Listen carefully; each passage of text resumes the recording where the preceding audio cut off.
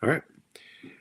How you doing, everybody, and welcome to the Moffett on the Mic show, courtesy of Spotify, courtesy of Apple Podcasts, courtesy of wherever you can find your podcast, YouTube, whatever it is, wherever you can find it. That's where probably we are. I am Craig Moffett, and of course, this show is not complete with the one and only Chris Klim.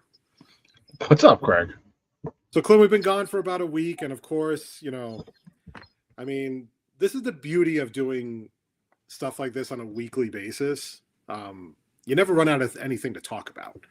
You always find something, and one of your teams always finds a way to either make news in a good way, make news in a bad way. But, with the Super Bowl now officially set, it'll be the Seahawks against the Patriots. I'm personally pulling for Sam Darnold. And honestly, I don't really hate the Patriots the way I used to hate the Patriots. I don't necessarily hate them. I don't necessarily hate them the way when Belichick and Brady were there compared to Vrabel, because I actually liked Vrabel, to be honest. So listen, you can go on and on about how they had a very easy schedule, some of the quarterbacks they played this year. But at the end of the day, they got there, and that's all that really matters. Mm-hmm. So there's really no point in whining about it or making comments about it. I mean, look, yes, did they catch a little bit of a break on Sunday playing against Jarrett Stidham compared to Bo Nix? Sure. But the truth is they only won that game 10-7. It wasn't like they dominated that game, really. Right. And perhaps maybe if Bo Nix plays, we could be having a different conversation as to who's representing the AFC. No, you're right. And, I have to agree with you. Like, I don't hate this I really don't hate this Patriots team. And, my girlfriend she's a very diehard Patriots fan. How I found a Patriots fan to date, I don't know. But that's a question. That's a whole nother thing. But she was like, "Oh, are you happy for me?" I'm like, "I'm happy for you as a Patriots fan. I'm not happy for the Patriots whatsoever. I can't stand the Patriots." But I was, that's me being nice. I know she's watching. Gotta be nice. Yeah, I know. I know she's watching, and she's probably going to yell at me any minute now. But I don't hate this Patriots team. I really don't. Like, I wanted Vrabel as our coach when we were looking for coaches last year. And I almost had him. Like Drake May. I think Drake May is a great quarterback, and I've always liked Stephon Diggs, Ramondre Stevenson. This is a very good team. But to your credit, I also think that if Bo Nix is playing in Sunday's game, it could be a very, very different outcome. Yeah. Granted, I'm not saying that the Patriots wouldn't have still won, but they're still a very good team. What's kind of funny about the Broncos after that game, now this really weird shit is happening with the Broncos too, because first they fire their offensive coordinator, which again, it's very tough to second guess Sean Payton. However, it does seem kind of weird to fire the offensive coordinator when they basically had to play a backup cold in the AFC Championship game. I mean, if any guy deserves a pass, it's probably the offensive coordinator, because you're not going to prep Jarrett Stidham well in 7 days for probably arguably the biggest game of the Broncos season next to the Super Bowl if they actually made it. Right. So then there was that. Then apparently at a press conference, Peyton made a comment about Bo Nix and saying something about the number of surgeries he's had. I don't know if it was on his ankle or just surgeries in general. And that apparently got Bo Nix annoyed, because he kind of not fired back. I don't think he was like so angry about it, but he kind of just made this comment like, you don't have to talk about that to everybody. Like, it's kind of like almost like a confidential type of thing. Right. And that's in the span of a few days since they got eliminated from the playoffs. And now, look, there's no dysfunction in Denver or anything like that. It's just a really weird set of circumstances right now with them only a few days removed from being eliminated. There's a lot of talk that Jim Leonard is the favorite to be the defensive coordinator in Buffalo for Joe Brady. That's been not a heavy rumor, but it's definitely been a rumor. And so Peyton not only is about to, he's already let his offensive coordinator go. Now he's on the verge of potentially losing his defensive pass game coordinator and assistant head coach to the Buffalo Bills. I don't know if Vance Joseph is in line for a head coaching job. The only teams, as far as I know, that still need coaches are Arizona and Vegas. And the rumor going around with them is that Vegas, both teams really want Clint Kubiak, the Seahawks offensive coordinator. Mm-hmm. However, it could be the Raiders that will offer him the job at the end of the day, but that remains to be seen. And, it's kind of funny because this is why last week I talked about how I can't stand Twitter, and because I just find it to be such a knee-jerk reaction app, website, whatever. Everybody, and I kind of lean it more towards the Jets because everybody complains. It's like Aaron Glenn, and look, whatever side of the fence you stand on regarding Glenn, whether you like him as a coach, whether you don't like him as a coach, the fact is that unless the Jets players reenact the scene from Rudy when they all walk into the coach's office and just throw their jerseys on the desk and say, basically, it's him or us, like Right. kind of thing. Or when they basically said, I want Rudy to dress in my place, coach. And like they all come in one at a time and like they drop their jerseys on, which by the way never happened apparently. Like that's not I know. That didn't happen. But the only way you might have a shot of getting Glenn fired at this point is by doing that. Like basically just like you have no desire to play for this guy whatsoever. And I don't really believe the players really hate Glenn that much to do that, although it'd be pretty funny if they did. But, the way that things happen, and this is why a lot of times with a team like the Jets, they deserve a lot of the criticism and the ridicule that comes their way. They just have a weird way of approaching things. They have a weird way of doing things. It's almost like whether it's bad publicity or good publicity, as long as it's publicity for them, that's all they care about. Right. And it started on Friday when quietly, Friday night, it broke that the Jets had fired up, I think it was 7 coaches, including Charles London, the quarterback's coach, Eric Washington, the defensive line coach, Aaron Curry, linebackers coach. There was a few others. And the funny part about it was these coaches were the coaches that fans wanted fired. So they fire the coaches, and then the fans complain about the way that they were fired. And I just sit there and I'm like, and this is why I always say that Jets fans will always only be happy when they're miserable, because they really are miserable. And whether it's being a fan of the team or not, or, you always this undying need to be right all the time about your predictions, and we should have kept this guy, and why did we keep this guy? Why didn't we do this? Why didn't we do that? And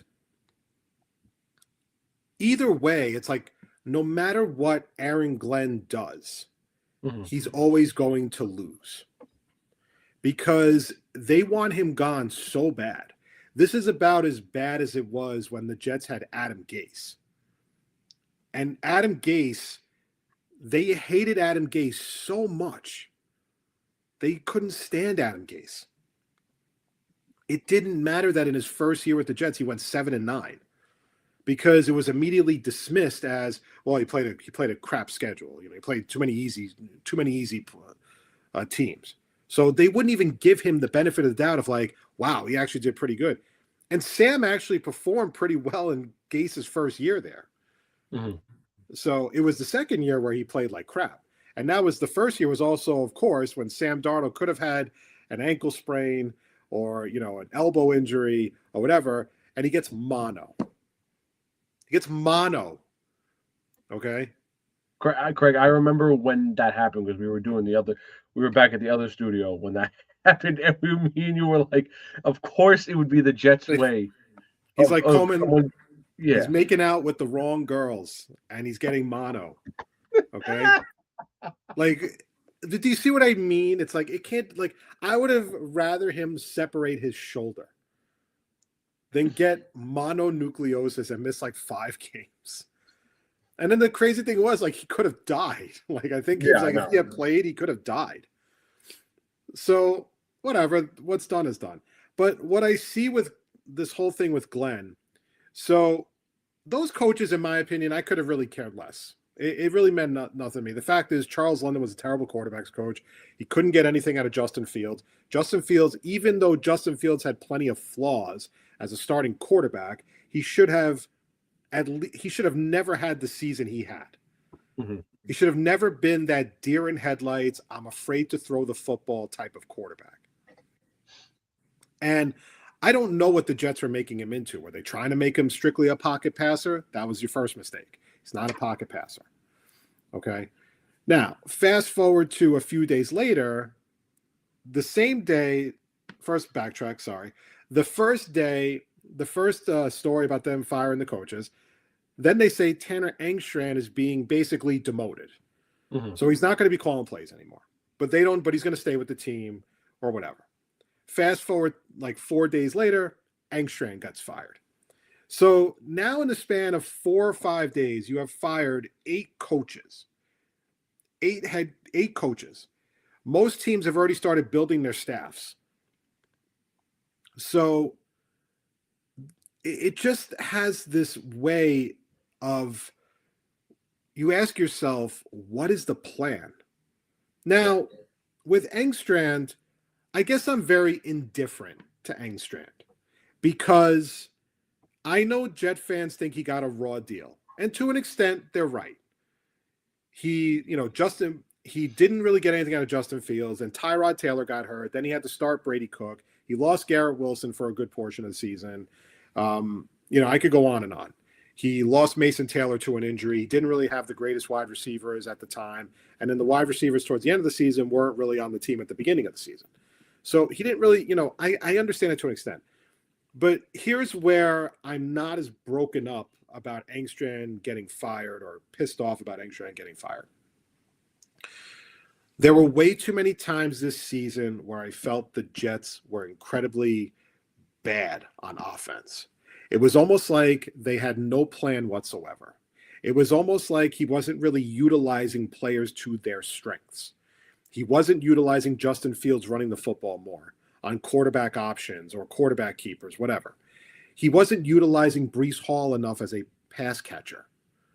That bothered me because I was under the assumption during the summertime that Glenn wasn't going to try to do the same things he was going to do in Detroit. They did in Detroit with Jahmyr Gibbs and David Montgomery, and utilizing maybe, Jahmyr Gibbs out of the backfield, maybe Montgomery as a little bit of a receiver or vice versa. And I was expecting the same thing with Breece Hall because the Jets were walking into last season with a receiving core of Garrett Wilson, Josh Reynolds, and Alan Lazard. And then they had Tyler Johnson. So they were just signing a bunch of guys. This, again, reiterating my point from last week, that they weren't really trying to compete in 2025. They really weren't, because if they were really serious about competing, they would have easily given Garrett Wilson a compliment, anybody. Yeah. So,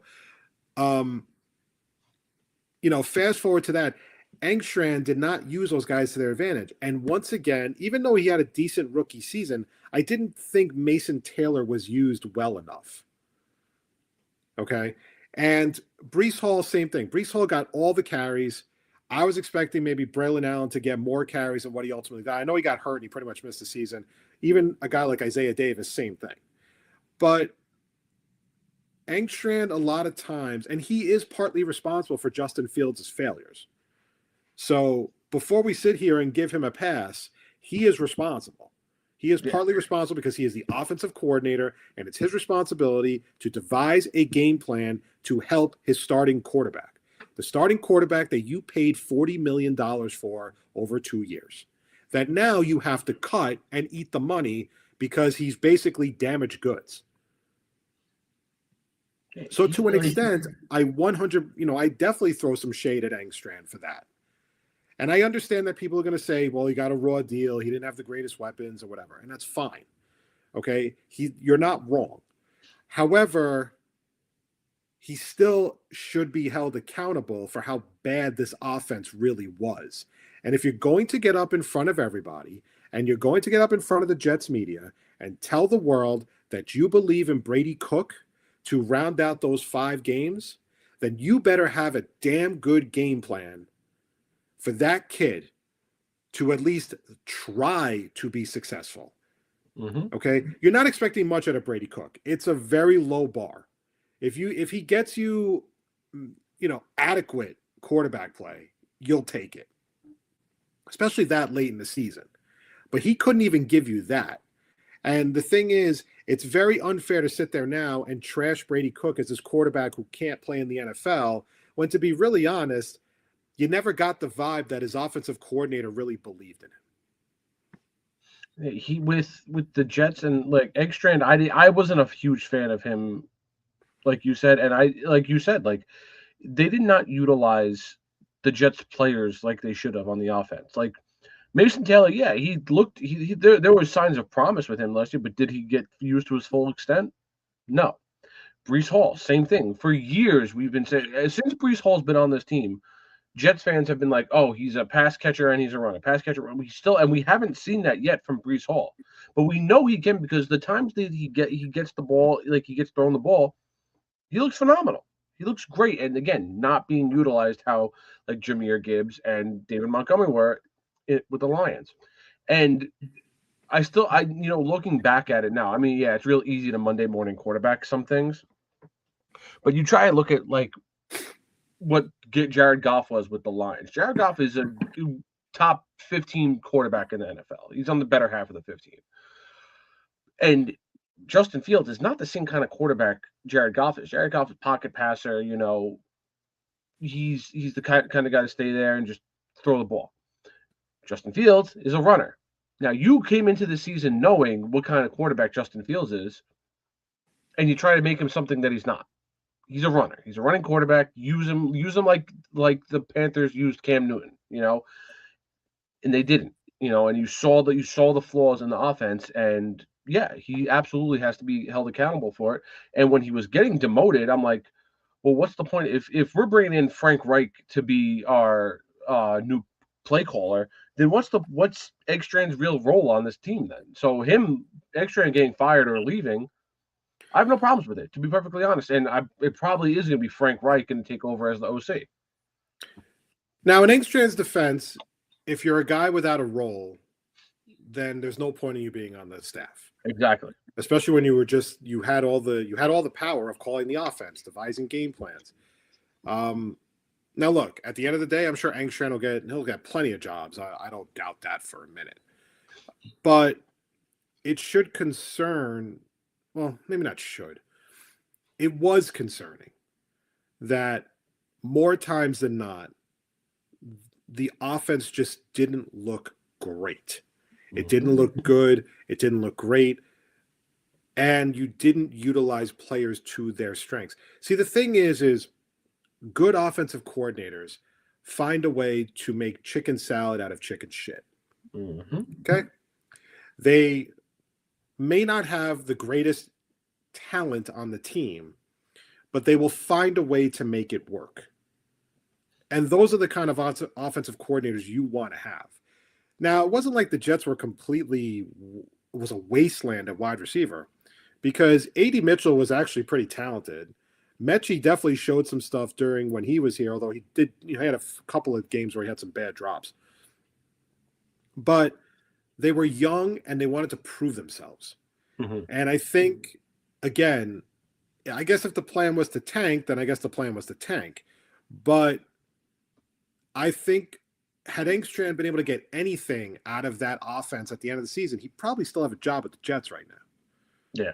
So, but the Jets have this weird thing a lot of times where it's like, imagine you have let's say you're heading to Las Vegas and you have one road that will get you there. That's the clear path to get to Vegas. And what the Jets do a lot of times is it's like the person who takes the direct flight, because they know, no pun intended, direct flight Jets, you get the idea, right? Brunch. You take the direct flight which is the clear way to get to where you want to go. And instead, what the Jets do is they stop in 4 different places before they actually get there. And you're going to the same destination. So you could have just fired Engstrand after the season.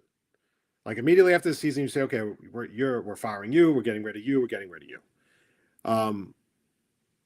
Now what happens is first you demote the guy, and then you guys decide to part ways.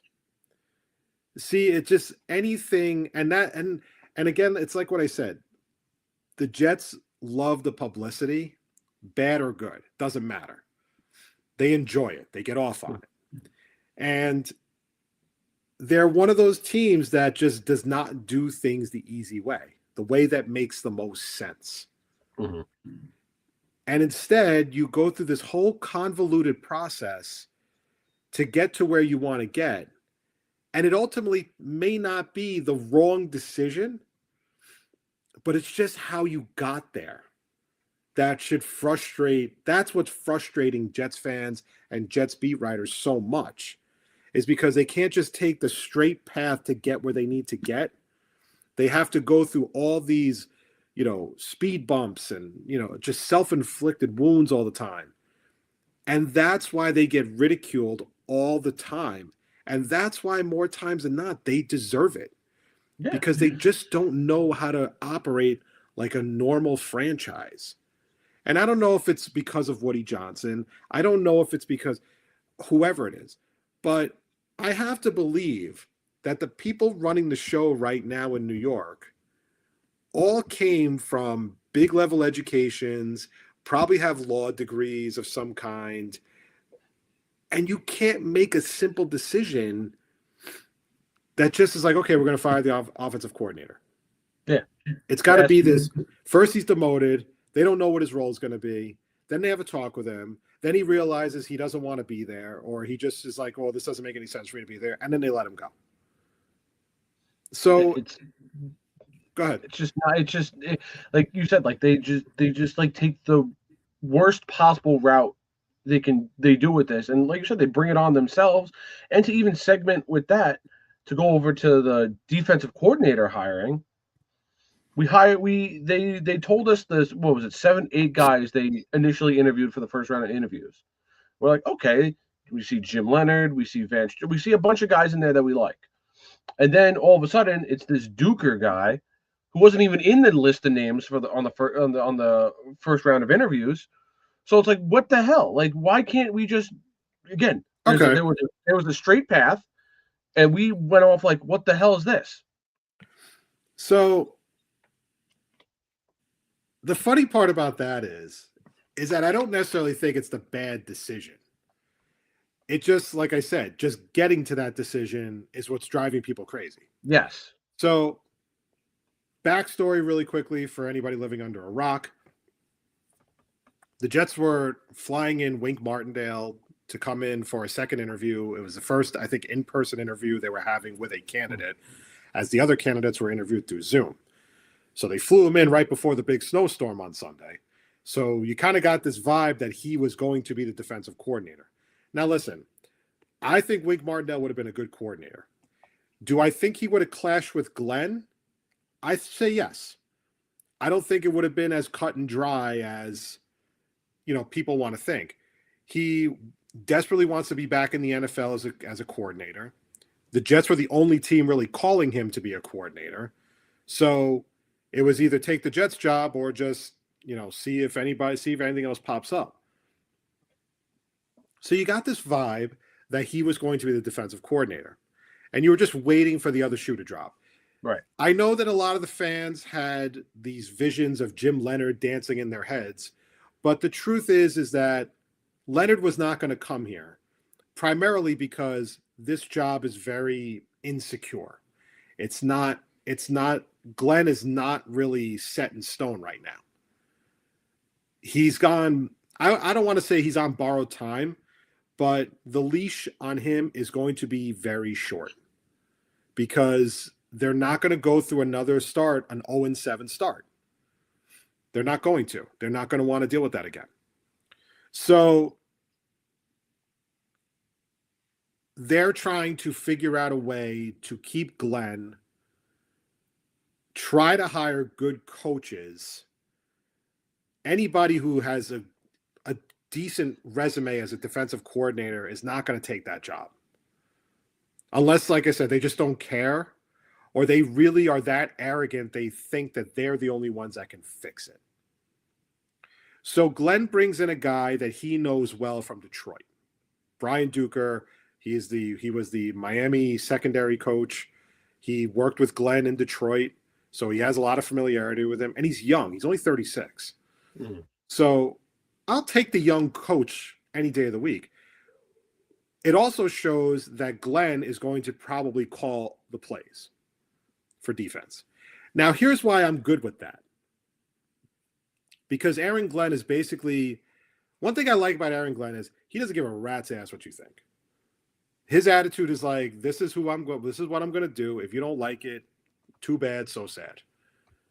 But the one thing about Aaron Glenn that he's doing right now is he is basically throwing his balls on the table and saying, I'm going down with the ship. And if this gets messed up, it's going to be on him. It's not going to be on another coordinator. He can't blame Brian Duker. He can't blame Frank Reich if Frank Reich does even take the job, which he hasn't as of yet. It's on him. So he's basically taking himself and holding himself accountable now, because he knows he has to improve on a 3-win season. And the thing is maybe him calling the plays will actually be a good thing. Maybe. I have no idea. I mean, we can only hope so. I mean, armed with 2 first-round picks, 2 second-round picks, plenty of cap space, they're going to do everything they can to overhaul the defense. Mm-hmm. Maybe he'll try to, lure some of his Detroit guys over. I keep hearing a lot about Alex Anzalone being one of the targets for the Jets in the offseason. Don't have a problem with that. I think he's like 34, though, so that worries me a little bit. Let's see. But I respect Aaron Glenn a lot because he's basically he's basically saying in not too many words, like, it's on me. I have to do this. Yeah. And I also think, too, and this kind of surfaced on social media, that, maybe Woody doesn't want to keep spending money on a lot of coordinators. He just fired 7 coaches. He's still got to pay those guys. Those guys are all under contract. They're not, they don't just get fired and they don't go to unemployment line, is my point. They get a couple of, those guys sign like 2-year contracts, 3-year contracts. So Woody doesn't want to pay all those coaches, give Wink a big salary, give Reich a big salary, and then on top of that, paying Glenn. He's not going to want to do that. And I don't blame him for doing that. So he probably, I think in a way he did probably tell Glenn, you call the defense then. Yeah. Now, I mean, there was a lot of talk that the mood changed between Wink Martindale and Glenn. When Martindale got there, it was like something had changed, and then Glenn had said he wanted to call plays, which Martindale wasn't really a big fan of. So it's like, again, you take the long way instead of the short way to get there, but you got there. And that could be all that matters at the end of the day. But it's just the way that they got there is what infuriates fan bases. It's what infuriates Jets media, because they just always have to do these weird things, these weird ways of approaching things, these weird ways of just handling a simple situation. It was like, did you see during the year when the Jets were doing like it was like a kicking competition? Yes. And there was a woman that was involved in it, and I think she was doing it to raise money for, I think it was her dad or something like that. I think the dad was sick or something. Mm-hmm. I think he had cancer. And now she was apparently a soccer player, or she played basically she played soccer that gave her an advantage in the competition. But the Jets knew that. According to her, the Jets knew that. And then at the last minute, they pull the rug out from under her, and they don't let her compete because they said it violated the rules. So now you have a PR disaster because this woman who is kicking for a cause, basically, is now on the sideline and she can't kick anymore. Or she can't participate because the Jets are just strong. They're being very strict with the rules. Yeah. And it basically took them getting lambasted on social media. Lambasted. For them to be like, okay, she can kick. Like, just let it go. You know what you could do also? Just match the amount of money she's looking to raise. Exactly. Like, shit Like like do that. you understand how good, like, that's what I'm saying. Like, it's just common sense. And one thing I've learned lately is that it does not exist in a lot of people because they just always do things the very odd way, but they swear their way is the only way to do things. So now it looks like it's calmed down. The Jets interviewed like 5 offensive coordinators the other day. Basically, it was to satisfy the Rooney Rule because I think they really do want to give the job to Frank Reich. Now, for all the people who are sitting there kind of criticizing Frank Reich as being old and dated and whatever, I want you to keep something in mind with Frank Reich. If you take the season in Carolina out, where he went 1-10 and he got fired and really couldn't get Bryce Young to do anything right, Reich really wasn't a bad coach. No. He got dealt a very bad hand in Indianapolis when Andrew Luck all of a sudden retired. That was like and it was like literally right before the season too. It wasn't like, it was right before the season. I think Andrew Luck knew he was going to be dead if he played behind that offensive line. And he abruptly resigned and he abruptly retired. And that put Frank Reich in a weird spot. So Frank Reich winds up bringing in Jacoby Brissett that year to be the starter. And he was actually pretty good. And then I think it was a year later, he has Carson Wentz as his starting quarterback. And Carson Wentz had a great season under Frank Reich. Yeah, he 3,500 in 21, 3,500 passing yards. I think he had like 25 touchdowns. Didn't throw a lot of interceptions. I mean, that was pretty impressive, man. So I'm not really anti-Frank Reich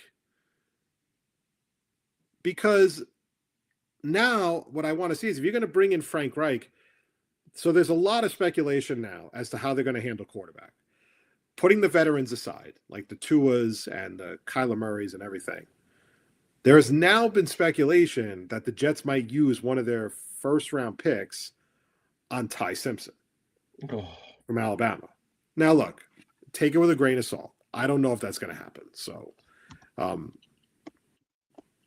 but a lot of people, a lot of things I've been reading on social media are that you don't bring in a guy like Frank Reich if you don't have a quarterback in mind for him to work with. So the jury is still out on who they're going to, we'll know more in a few weeks after the Super Bowl ends and, teams start kind of getting their ducks in a row for the start of the league year because there's teams that are massively over the salary cap. Mm-hmm. Massively over the salary cap. So I don't have a problem with the way the hirings that Glenn is making. If he hires Frank Reich, if he brought in his friend Brian Duker and everything. And Brian Duker worked with guys like Kirby Joseph and Brian Branch in Detroit. So, I think he's legit. I think he could be a decent coordinator. Now, again, he's not calling plays. So, again, it'll all fall on Glenn. But as a whole, it's not a bad move. I just hate the way they got there. I know. It's like I looked at it in hindsight. I was like, okay, like the Dolphins, the past 2 years, the Dolphins didn't have an awful secondary. When he was with Glenn in Detroit, again, like you said, Brian Branch, some of those other guys they were solid. They were solid secondary members for the Lions defense. So I don't hate it, but like you said, they got to go the most confusing way possible to get to the destination, whether it's for the defensive coordinator, the offensive coordinator, whoever the hell it might be. So the last part, I want to segue back to Sam Darnold for a minute. So, the only thing I've ever asked people when they argue about Sam Darnold is, I want you to be consistent.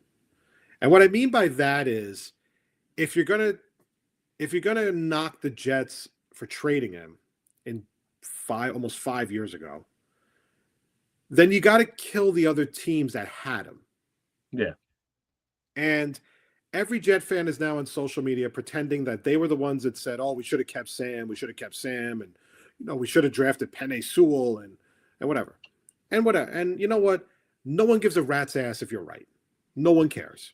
I sure as hell don't. I know Klim doesn't, but we're just two people who just don't give a crap what you think.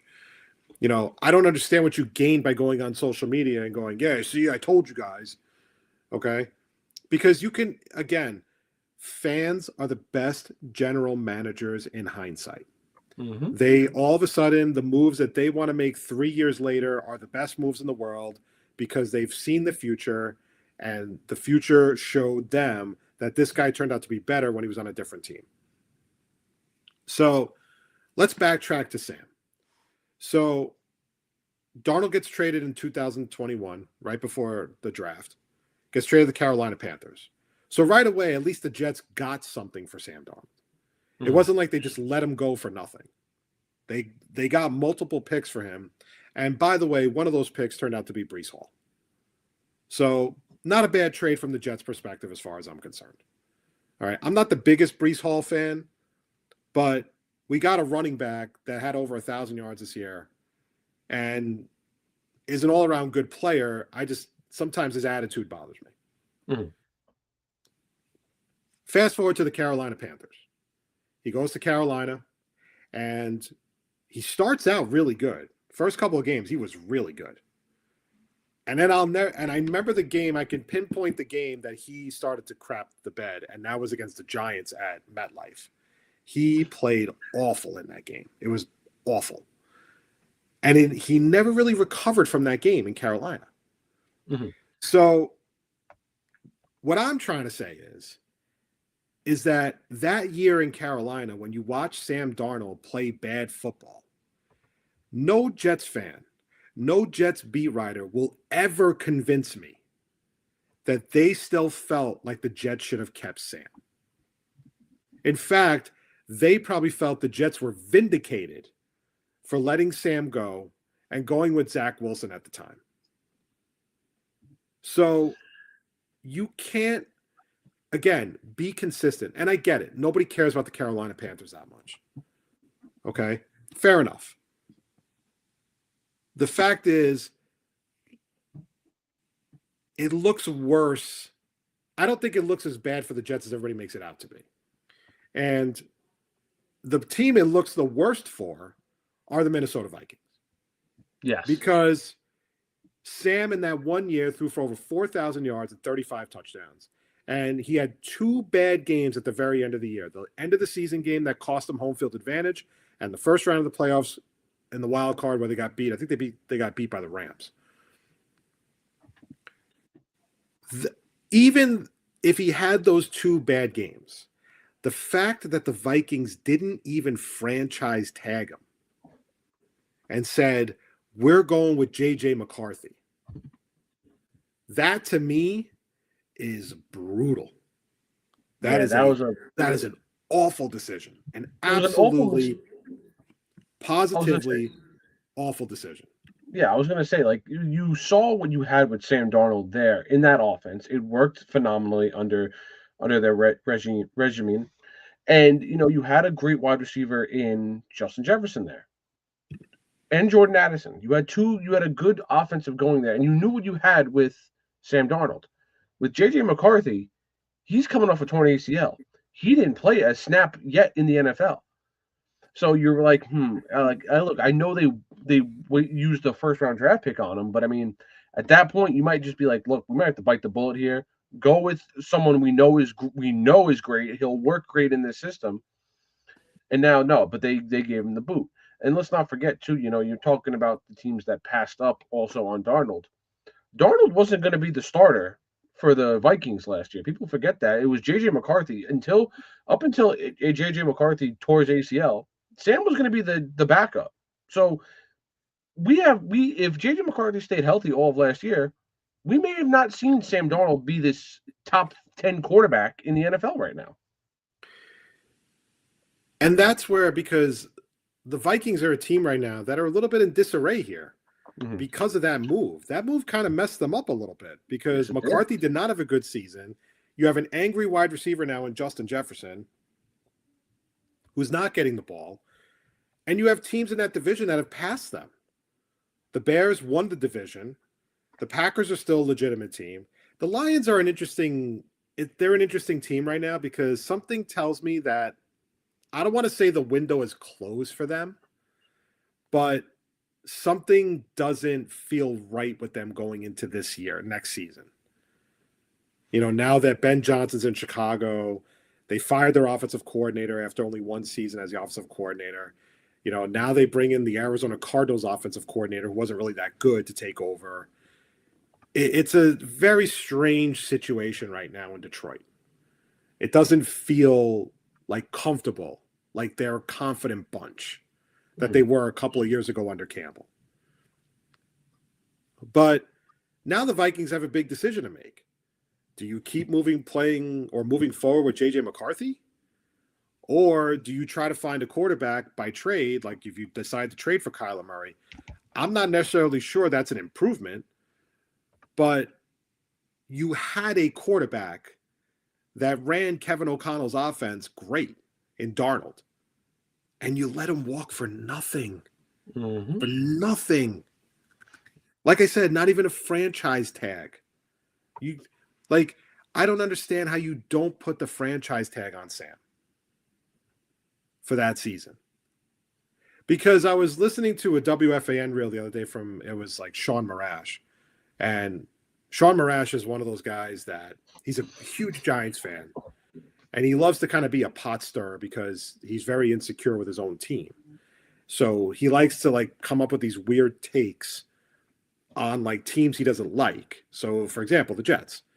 So he said the other day, it was on, I think he's on Evan and Tiki. He's the producer for Evan and Tiki.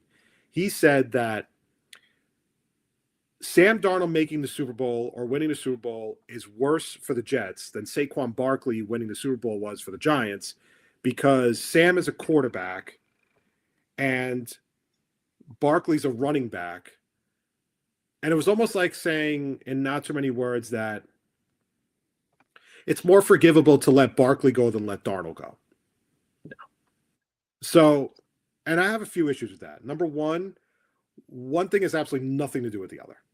Because Barkley, the year after the Giants let him go, and the GM basically said that he wasn't worth the money that he wanted, Barkley won the Super Bowl for your hated rival.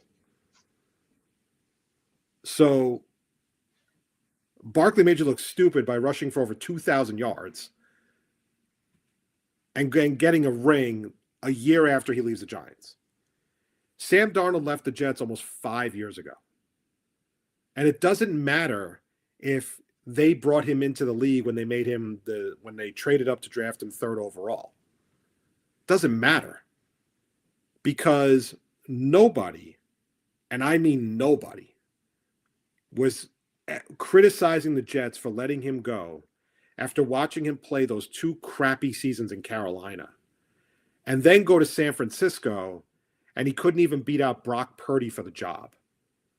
Now, at the time, listen, Brock Purdy's a good quarterback, but at the time, Brock Purdy was nothing more than a 7th-round pick.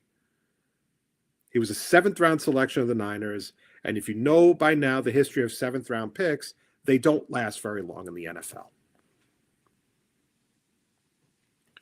So to sit there and take the low-hanging fruit just to pick on the Jets is exactly what's wrong with media right now, because they don't have the balls to form their own opinions about something.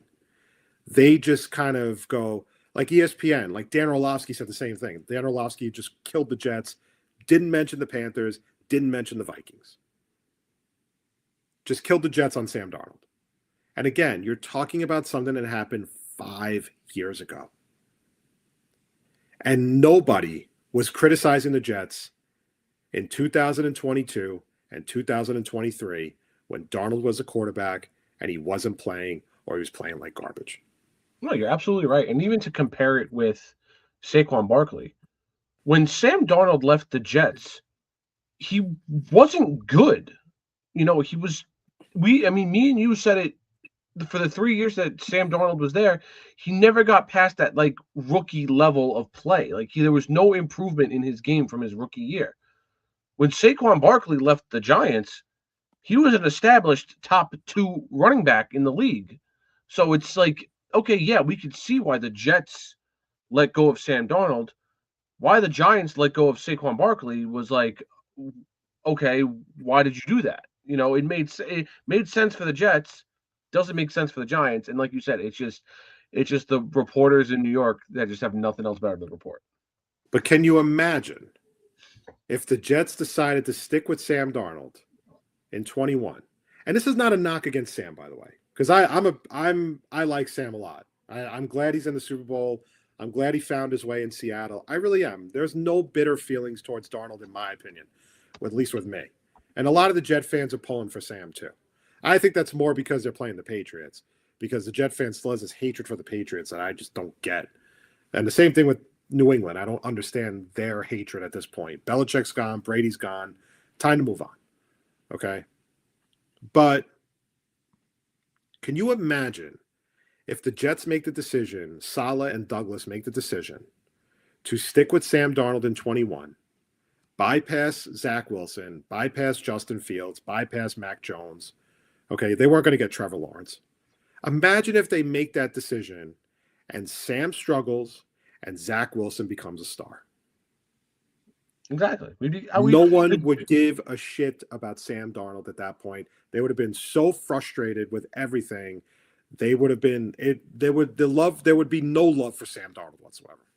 No, 1,000%. And it's funny. I read an article someone reported like a few weeks ago that I read that if the Jets were to keep Sam Darnold, that they were looking to trade back in that draft and grab Devontae Smith.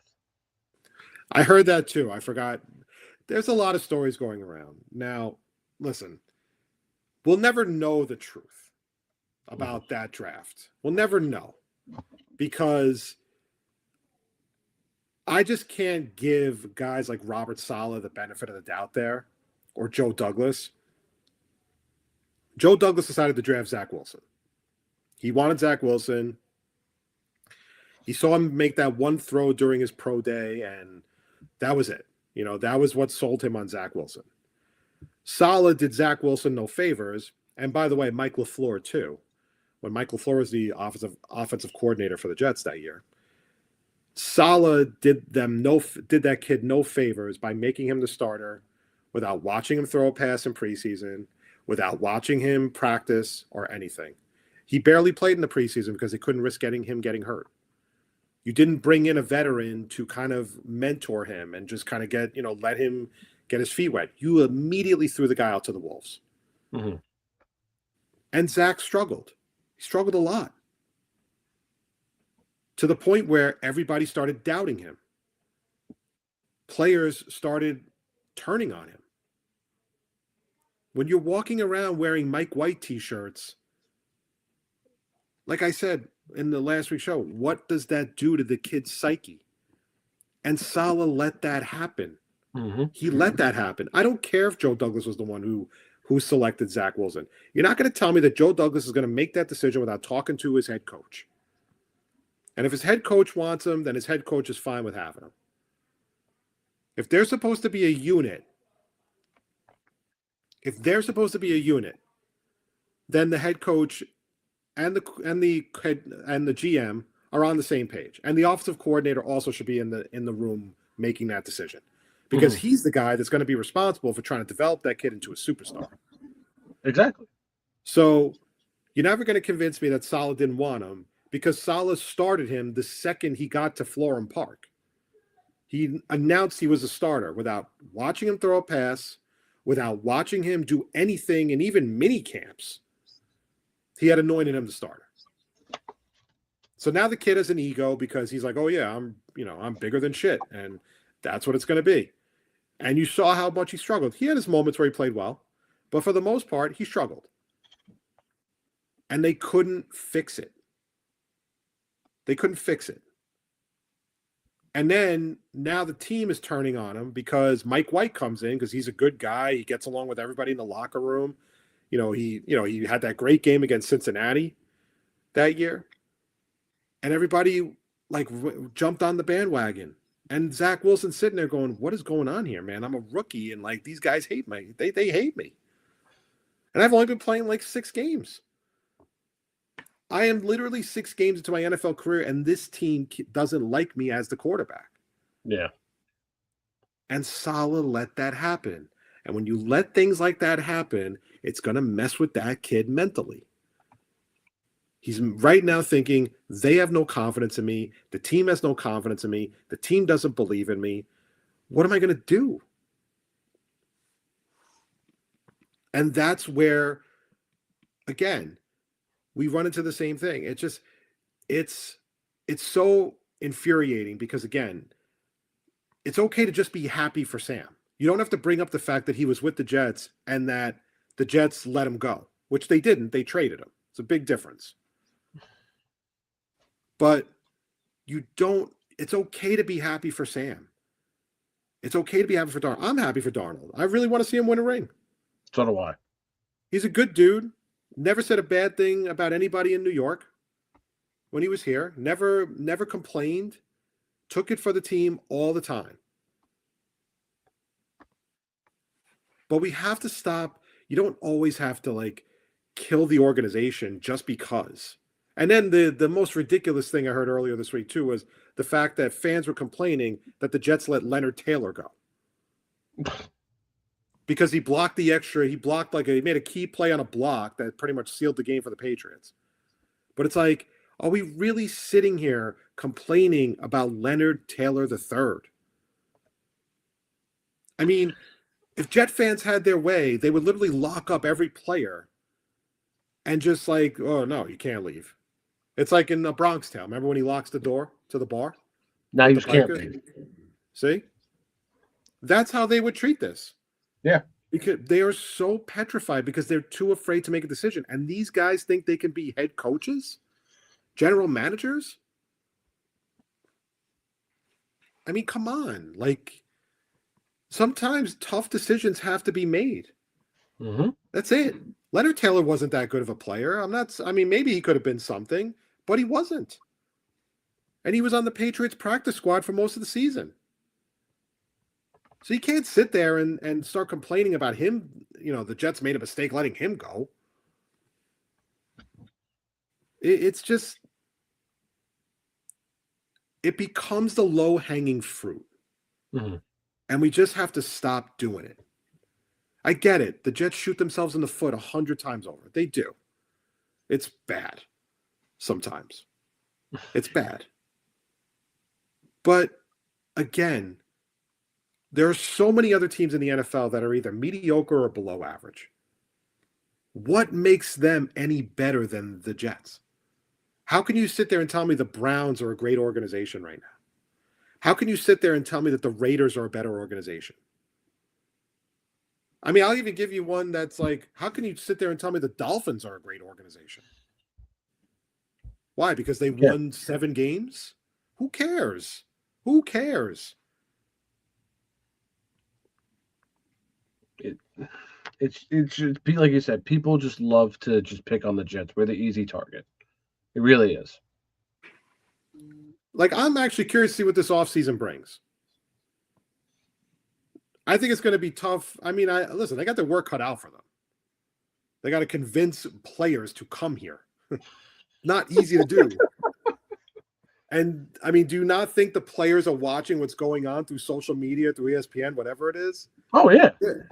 Right now, I'll give you a perfect example. If you're Arvell Reese, and you're going to be the number 2 overall pick, most likely, and you're watching this all unfold, doesn't it at least raise a red flag?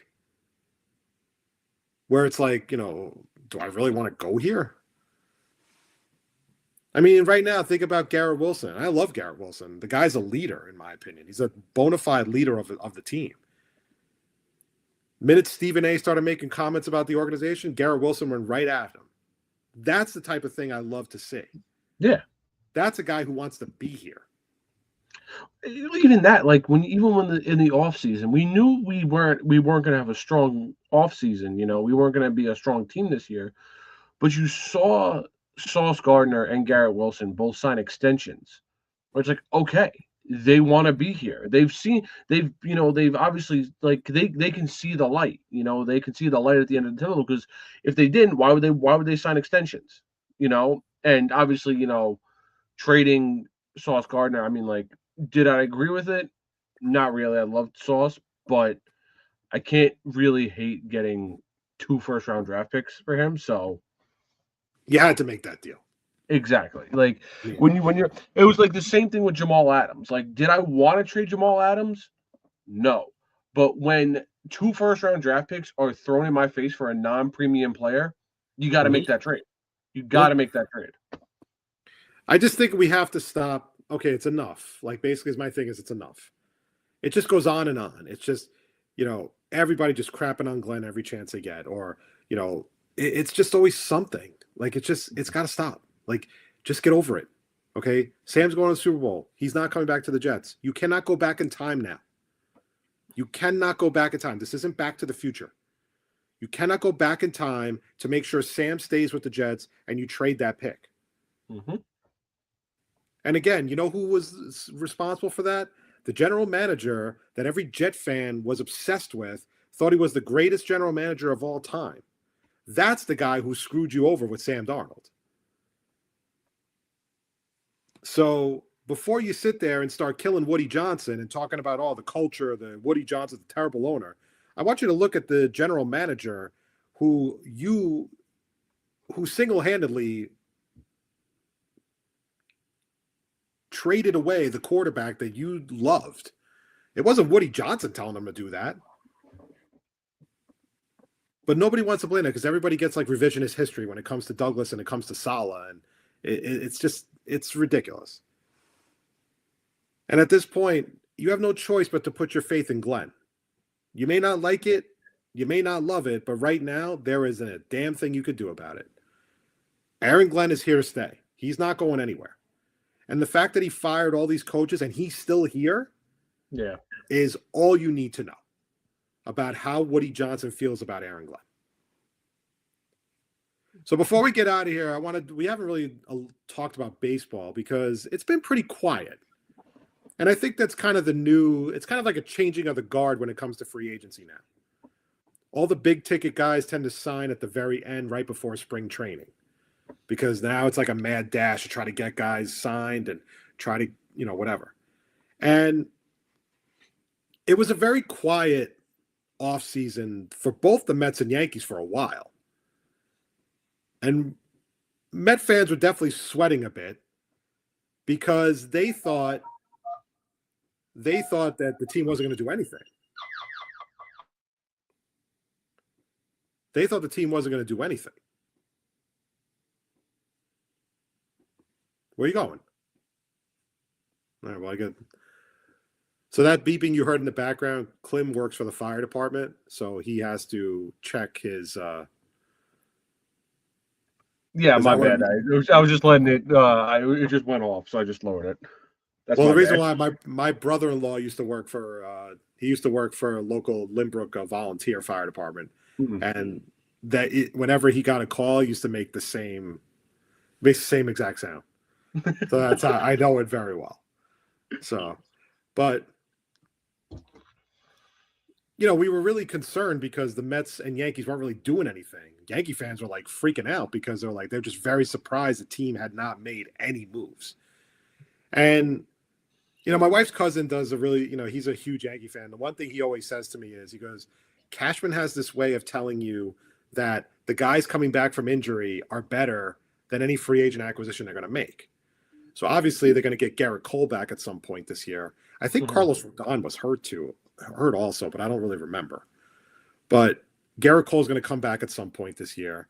It was like last year when what's his name, Luis Heel, when he came back at the very end or like midway through the season. Yeah. So the Yankees were very quiet. So it's kind of funny because then all of a sudden over the last week or so, after Kyle Tucker signed with the Dodgers, it was like the floodgates opened.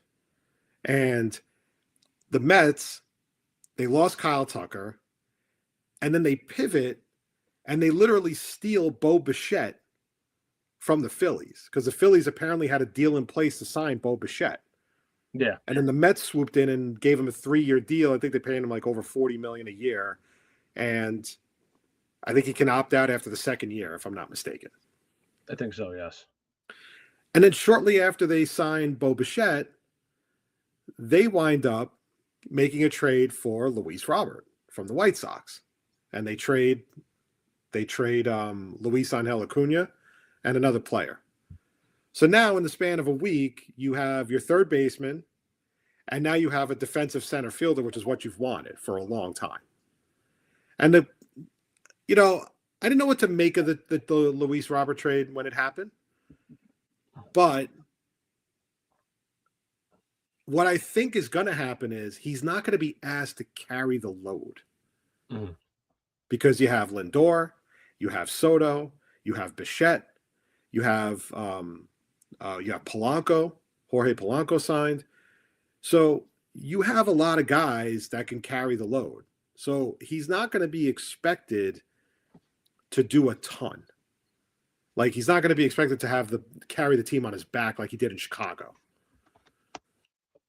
And then fast forward to a week later, they make a trade for Freddie Peralta. And they trade Jet Williams and they trade Brandon Sproat. So in the span of a week, the Mets, after losing Kyle Tucker, which may have been a blessing. I mean, the Dodgers, he'll be really good on the Dodgers, don't get me wrong. In the span of a week, they pivot and they wind up with Bo Bichette, Luis Robert, and Freddie Peralta. It's not a bad pivot by Stearns. Especially when I thought that Stearns was not going. When I thought that Stearns worried me a little bit, because part of me really believed that he was going to go all in with the young players, mm-hmm. And it turned out to be anything but. I've talked to my friends about this, and I love the Freddie Peralta move. I thought that was great. I thought that was a great move. When we signed Bo Bichette, I was a little confused. Still am confused because we have so many infielders on this roster. Now, I'm not saying Bo Bichette's a bad player. I don't like Bo Bichette. But it's like, okay, well, we had Marcus Semien. We had an infield. We had an infield and then some. And this was obviously we signed Bo Bichette before we made the Robert trade. But we had a full infield with Vientos and Beatty, Mauricio, and Acuna. So it was like, okay, where the hell is Bo Bichette going to play? He's going to be playing third base, a position he's never played before. And I'm like, okay, whatever. I'm for it. He's good. He's a good defensive player, so he should hopefully be able to pick up third base very easily.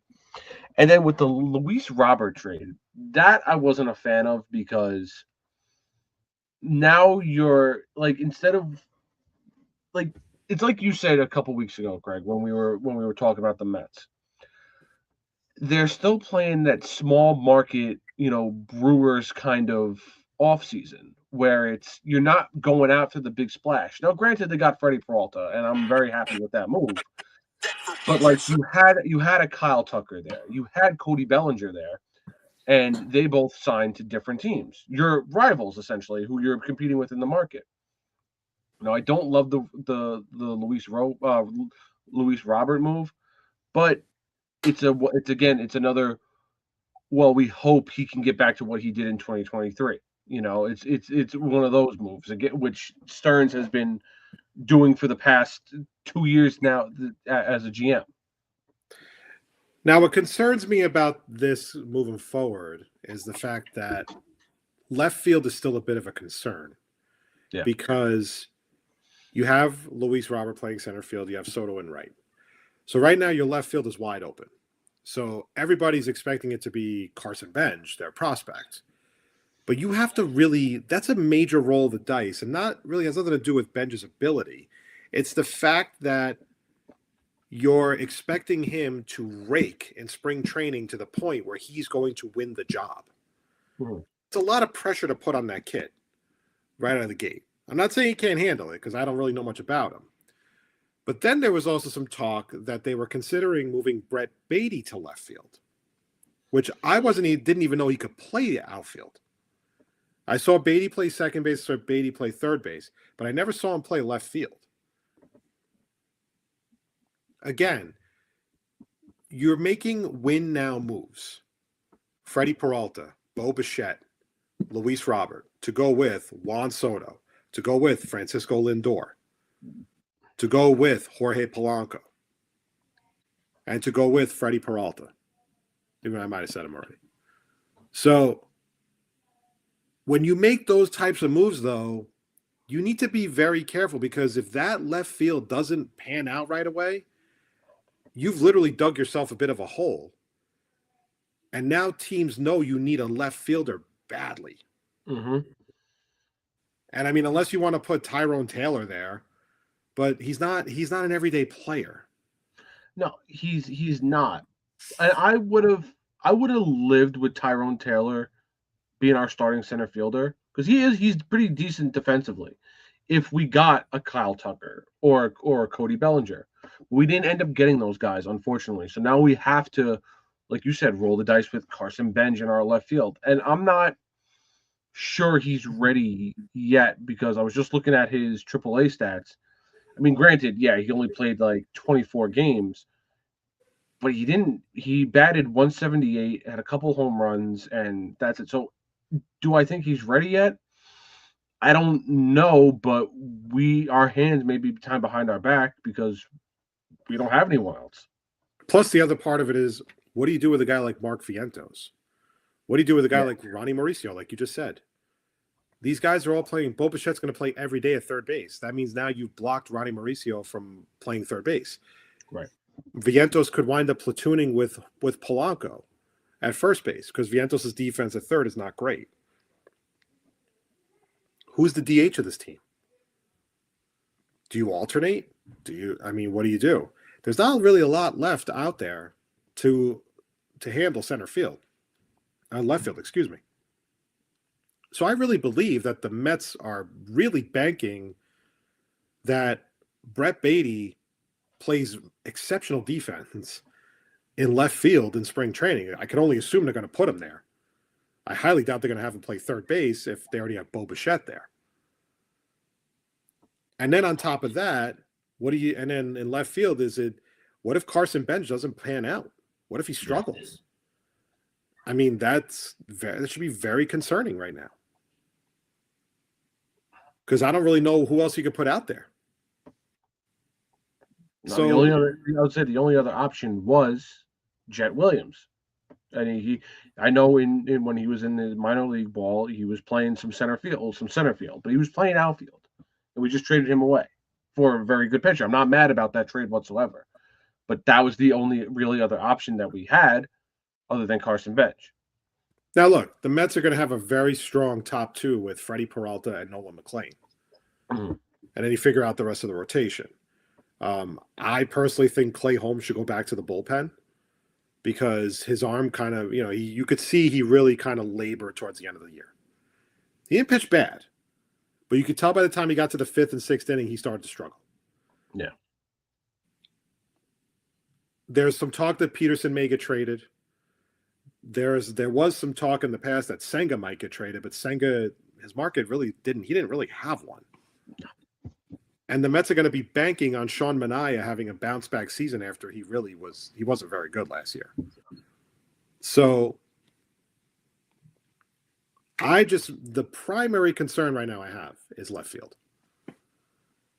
And also to an extent, if you're a Met fan, I would be a little concerned about Alvarez behind the plate. Yeah. Not only is he injury prone, he's been very disappointing as a hitter. I've not been very impressed with his hitting. And that was supposed to be the trademark of Francisco Alvarez. He was supposed to be this dynamite hitter. And I haven't seen it.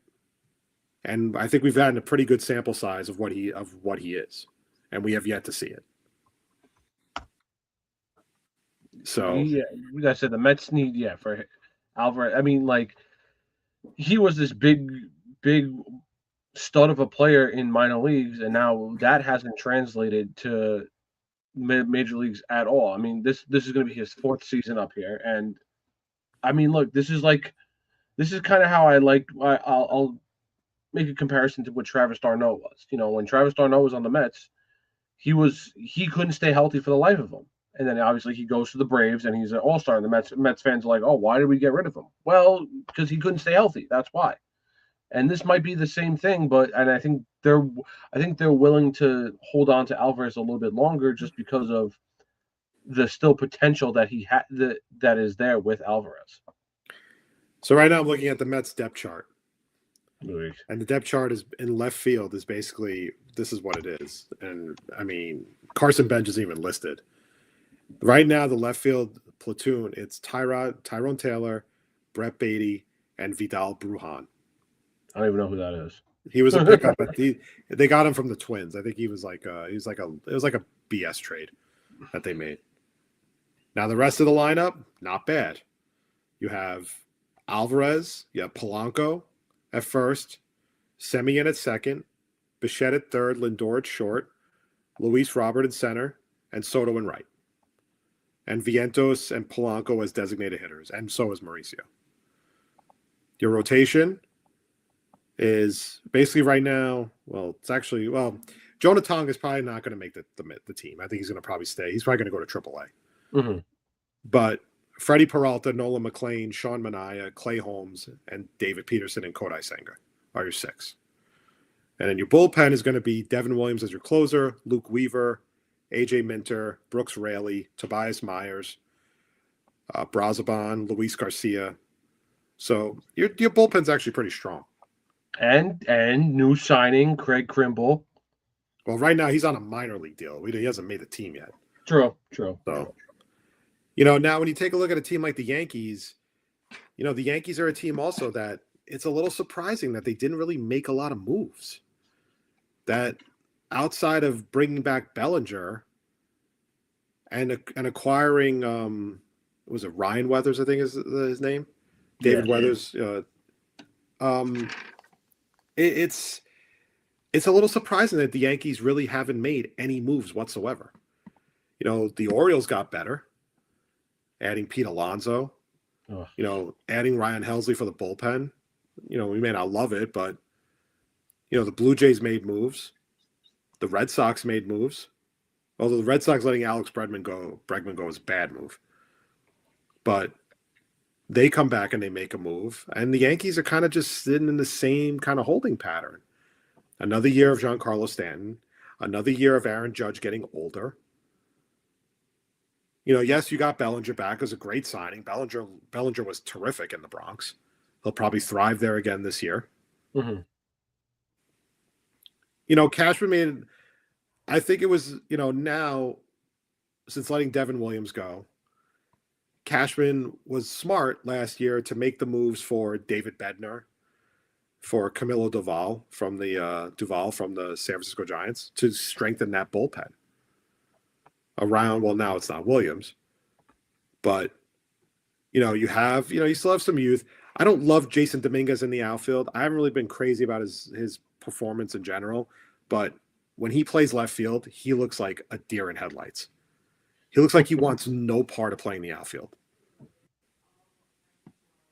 So the Yankees are basically bringing back the same team. Now, I would never count the Yankees out.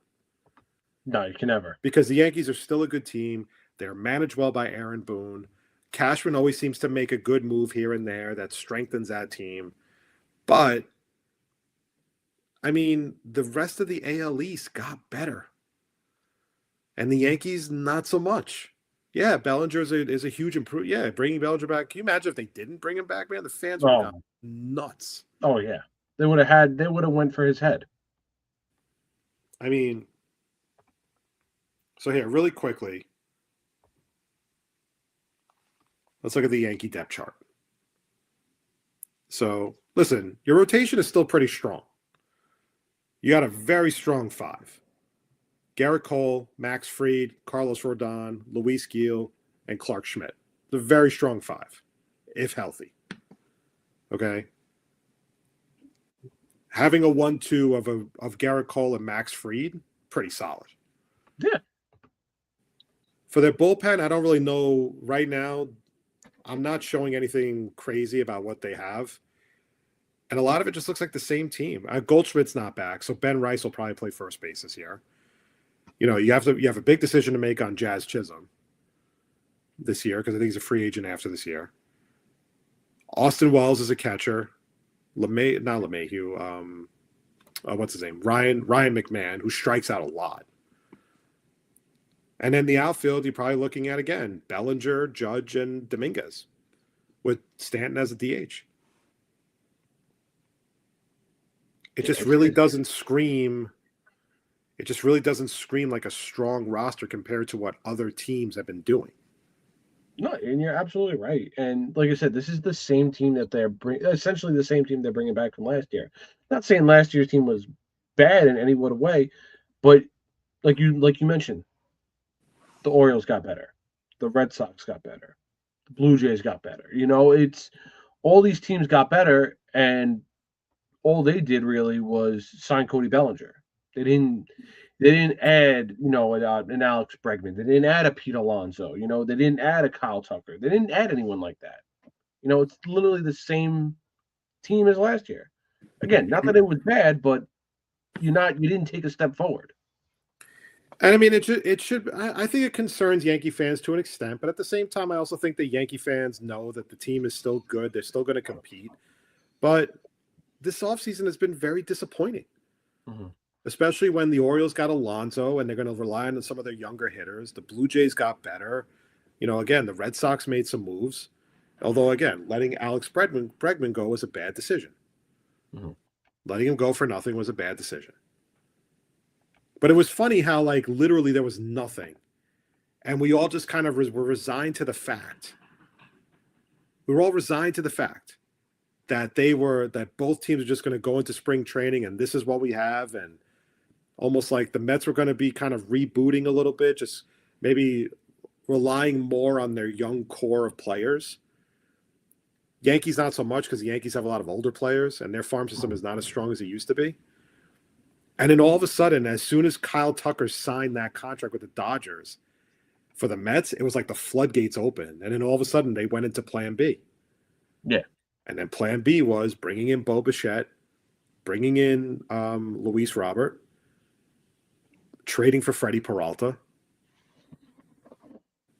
I ask myself, is it possible that a Framber Valdez could be in their future on a 1-year deal? I mean, having him as a 3 is not bad. That's very good. So I'm not saying the Mets saved their season, so to speak, but I think the Mets will be very competitive this year. They better be after last year's disaster of a collapse. With the Mets, I would be very happy with this offseason if we just signed back Pete Alonso. If it's just Pete, I don't care about. I get it. No, I get it. I get what you're saying, and I understand it too because I like Pete. Pete was great. I mean, no doubt. And I think the Mets might have trouble replacing that production. Yeah. But you also have to come to the reality of they weren't winning with this core. I hate to break it to Mets fans, but facts are facts. They literally just collapsed. Literally collapsed last year. And that was with Pete Alonso in the lineup. Well, that was my thing. I was like, I understood, you break the core up. I understand that, and this is what I was saying afterwards. Like a guy like Diaz, yes. Is he one of the best closers in the league? Yes. Can he be replaced? Yes. Because if you're not Mariano Rivera, then anyone can have a few good seasons. Okay. And some people can have bad seasons. Brandon Nimmo, he's a very replaceable center fielder. Brandon Nimmo is not this over the top, great baseball player. He's good, but he's replaceable. Same thing with Jeff McNeil. Jeff McNeil, very replaceable second baseman. Pete Alonso, you don't find guys for the past 6 years play almost every game, hit 30+ home runs every year, 35+ home runs every year, who is loved by the fans, who hits 100 RBIs plus RBIs every single year. Those guys you don't find. Those are 1 in a million kind of players. And we had that, and we let him walk because Stearns didn't want to give him a 5-year deal. Again, I agree. Like, I would have loved to have Pete. It almost seemed like a foregone conclusion he was going to come back. But I also never got the vibe that Stearns was really big into bringing him back. No, because if he was, that deal would have happened not this year, this offseason, last offseason, when they signed him for the 1-year deal. But I also think that Stearns saw there were a lot of flaws in this roster. There were a lot of times these guys didn't hit. They were getting shut out. Yeah. Didn't they get shut out the last game of the season and knocked them out of the playoffs? Sounds about right. It sounds like the Mets. See what I mean? Yeah. So imagine going into the end of that season and you say to yourself, like, my God, this team has to be fixed. So we got to figure out guys that know how to get on base, guys who know how to hit. They didn't do that. I mean, they really struggled. Yeah, they did. Blame it on whatever you want. Blame it on Lindor. Blame it on Soto. I mean, I don't understand how you could blame Soto. The guy was amazing last year. He was. But, I mean, again, Stearns is taking a gamble. It's still a gamble at the end of the day because you let go a homegrown player that is a massive fan favorite, and you let him go to Baltimore because you didn't want to give him a 5-year contract. Okay, if that's your strategy, fine. But if Pete rakes in Baltimore this year and the Mets struggle, or the Mets are not as good of a team as they may think they are, Stearns going to have a lot to answer for. Because, it's not that Steve Cohen doesn't want to spend the money. It's just the fact of Stearns, he's not to me a big ticket general manager, a Dave Dombrowski. It's not his experience. It's not his forte into getting into big contracts. And I think, and again, now they have a negotiation with Peralta because Peralta's a free agent after the season. Yeah. So now you got to figure out, and you have no choice. I mean, you don't really have a lot of leverage because you traded away 2 of your top prospects to get Freddie Peralta. You have no choice but to give him, not say you got to pay him whatever he wants, but you got to make sure you pay the man. Because if he walks, now you have a huge hole in the rotation, and you don't have, and the 2 prospects that would have helped you, at least, Sproat was a guy that could have filled that spot. Yeah. And now you're going to be running around trying to find somebody to fill that spot because you couldn't come to an agreement with Freddie Peralta. Right. So for me, it's just, I like what the Mets did. I know it was better late than never, but this is definitely going to be an interesting season because you just don't know, because so much turnover has happened between McNeil getting traded to the A's, between Nimmo getting traded to Texas Rangers, Alonso signing with Baltimore. I mean, Diaz going to LA. That's a massive overhaul, man. Can you imagine if Devin Williams struggles right out of the gate? Ugh. I mean, I don't want to say it's, he'll be fine, but I don't know. But it's a huge gamble to go from a guy like Edwin Diaz, not going to hear the trumpets anymore. Ugh. Not going to hear the trumpets. There's not going to be a lot of fanfare anymore for Devin Williams when Devin Williams comes out in 9th inning. To go from Edwin Diaz to Devin Williams is, a lot of people consider it a downgrade, and I don't blame them. Yeah. Replacing Pete's production in the lineup with, you hope, a combination of Bo Bichette, Jorge Polanco, and Luis Robert, it's a risk. What if Luis Robert doesn't play that well in New York? I mean, yeah, his defense is great, but what if he doesn't hit? Yeah. Again, and these are these what-if signings that Stearns has been doing for the past 2 to 3 years. So, I mean, it'll be a fun season either way. I'm glad the Mets did something, and I don't know if they're done yet either. They might. I'm sure they may have another move up their sleeve, but it was getting to that point where you started to wonder if the Mets were going to be a good team, right? Especially after they lost Kyle Tucker. So we'll see how it goes. Both teams, I think, have a lot to prove this year because I do believe if they don't, there's going to be changes on both sides. I don't expect Boone to be back next year if the Yankees need to make a deep playoff run. I think the Mets need to make a deep playoff run for Mendoza to keep his job. Mm-hmm. And to a lesser extent, I think the Mets need to make a deeper run for Stearns to keep his job. Yeah.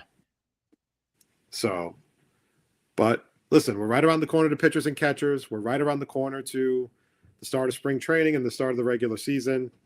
So we'll see how it goes. But it was nice to see the New York teams finally wake up out of their slumber and make some moves to at least finish off the offseason on a high. Yes. All right, Klim, got anything else before we get out of here? One quick thing, and my girlfriend actually mentioned it to me while she was texting me during the beginning of the show when we were talking about the Patriots. I'm going to bring up Bill Belichick not being a first ballot Hall of Famer. How I don't get it. Salty for a lot of people. I know. I agree with you. I don't get it at all. It's usually the you see the other like Hall of Fame like NBA, NFL, like those are easy things to get into. MLB is usually where we see like the hard it's very hard to get into MLB Hall of Fame. But a guy who's arguably, probably not even arguably, probably is the greatest NFL coach of all time. 7 Super Bowls, X amount of winning seasons, AFC championship games, all the resume says it for itself. How do you not put that guy in first ballot? Like, maybe a lot of people who just don't like him. Maybe that's what it is. I don't know what the process is. Like, I don't know if it's like they have like the writers like for MLB. I don't know if it's the same kind of way for the NFL. If the writers aren't putting him into the Hall of Fame, then I'm the only, and I'm just spitballing here.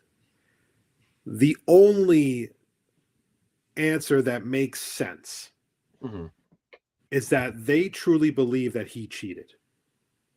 Yeah. And if he cheated, that's a type of thing, an opinion that's not going to go away. Now, personally, I think that Belichick will eventually get it. His record is too good not to. Multiple Super Bowls and everything. But man, the shady stuff with the Spygate and the Deflategate and all that stuff, man, that really rubbed people the wrong way, man. Because that team was a dynasty, and it was just these really corny, the whole thing with Spygate, and it was Mangini that narked them out on Spygate. His former defensive coordinator narked him out on that. The only thing I think of is maybe there are people who just really feel that the fact that he damaged his reputation with the whole Spygate thing and the Spygate thing, I think, turned out to be true, if I remember correctly. I mean, it was such a long time ago. The Deflategate was a little bit more like, that was kind of like really, it was like a weird conspiracy theory, like that just kind of got out of control. But I mean, the thing is, at the end of the day, they probably just felt that, hey, this is, for a guy who has this incredible coaching record, the fact that he had to pull this type of stuff, that it was also weird shit happening at Gillette Stadium. I think Tomlin said one time during a game against the Patriots at Gillette that his headset would randomly just go out during the game. Oh, yeah. And he couldn't communicate with his coaches or some shit like that. And again, I could totally see that happening because after Spygate and the Deflategate nonsense, I could totally see Belichick pulling a stunt like that. I really could. And it's not sour grapes or anything like that. I could just see it because he just looks like such a miserable individual that he would do that. I don't doubt it. So I do think he deserves to be in the Hall of Fame. However, I think that there are some writers who feel that wound just has not healed.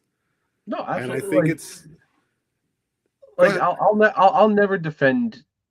I hate Belichick and Brady as much as the next Jet fan. But I always give credit where credit is due. I'll give Brady his credit that he's the greatest quarterback of all time, and I'm going to give Belichick his credit that he's the greatest coach of all time. but it just doesn't make any sense to not put Belichick in the I Hall. will say about Brady, 2 of those Super Bowls, he got very lucky. Yes. The Seahawks Super Bowl, when they threw the pass, I don't know what they were thinking when they threw that pass. They should have just ran it with beast mode all day and they would have won. And then the Falcons Super Bowl, when the Falcons were blowing them out in the first half. And I remember this because I was watching the game and I said, this is the turning point of the game. And the Falcons were about to drive. They were in like the red zone. They were running all over the Patriots too, by the way. They were completely destroying the Patriots on the ground. And Kyle Shanahan, who was the offensive coordinator at the time, called a pass in the red zone. They were up like 28-3. And what happened? Matt Ryan got sacked, fumbled the ball, the Patriots recovered, and the game totally turned. Game completely turned. And yes, the defense was terrible. The Falcons' defense was terrible. However, if they had just even if they had just kicked a field goal in that sequence, they probably would have won. Yeah. And that was a terrible job by Dan Quinn. That was a terrible job by Kyle Shanahan because they got cute. And when they got cute, the Patriots made them pay. And the rest is history. 2 of those Super Bowls, Tom Brady got very, very lucky. Because I think if I remember right, his record should be like 4-4 in Super Bowls or something like that. Because he's lost a few. But again, the only thing I can think of is the wound just hasn't healed with regards to the whole Spygate, to the whole Deflategate. Belichick's always being very shady. There's been a lot of stories about Belichick being shady. There's opposing coaches who have accused Belichick of being shady. Maybe, like I said, it's just the wound that has not healed. Plain and simple. All right, well, that's going to do it for this episode of Moffett on the Mic. Thank you, everybody, for checking us out. You can follow the show on Instagram at Moff on the Mic. You can follow Klim on Facebook. You can follow myself on Facebook. You can also check out our Facebook page for the show. You can watch past shows or listen to past shows courtesy of Spotify. Watch our past shows on YouTube. And that's pretty much it, unless you have any other places you've been posting it. No, that's it. So should be back next week with another show leading up to the Super Bowl. I would love to do a Royal Rumble recap, but I don't get ESPN anymore, so I don't think I can do it. Even though I really have, I'm so annoyed that it's going to be in Saudi Arabia, but that's another story. But whatever. So on behalf of Klim, this is Craig. Wherever you are, stay safe. Enjoy the rest of your night, and we'll talk to you soon.